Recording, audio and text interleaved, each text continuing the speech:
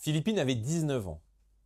Décrite comme douce, discrète et bosseuse, elle était en 3e année de licence d'économie à l'université Paris-Dauphine. C'était aussi une jeune catholique investie chez les scouts. Alors qu'elle allait retrouver sa famille dans les Yvelines, comme tous les week-ends, Philippine a fait la mauvaise rencontre. Sa vie lui a été volée par un migrant récidiviste, déjà condamné et qui avait l'obligation de quitter le territoire français. Sa vie lui a été volée par un prédateur qui n'aurait jamais dû se trouver sur notre sol. S'il était parmi nous, c'est à cause de la faillite de l'État et de la faillite de la justice.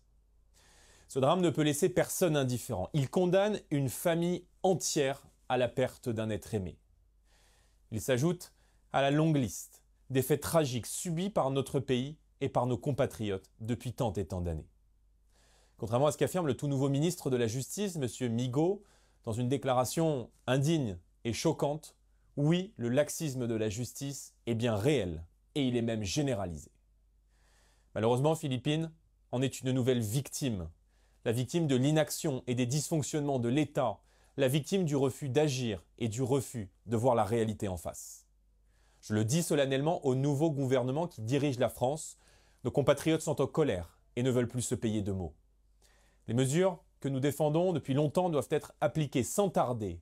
L'expulsion systématique des délinquants et criminels étrangers en rétablissant la double peine, le contrôle renforcé de nos frontières pour filtrer les profils qui voudraient entrer chez nous, l'application de peines judiciaires fermes et sans aménagement, et bien sûr la maîtrise d'une immigration qui est devenue totalement hors de contrôle.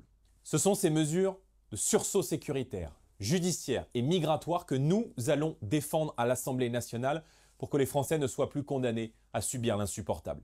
Mes chers compatriotes, ces drames qui se répètent ne sont pas une fatalité et vous avez le droit de vivre en paix chez vous.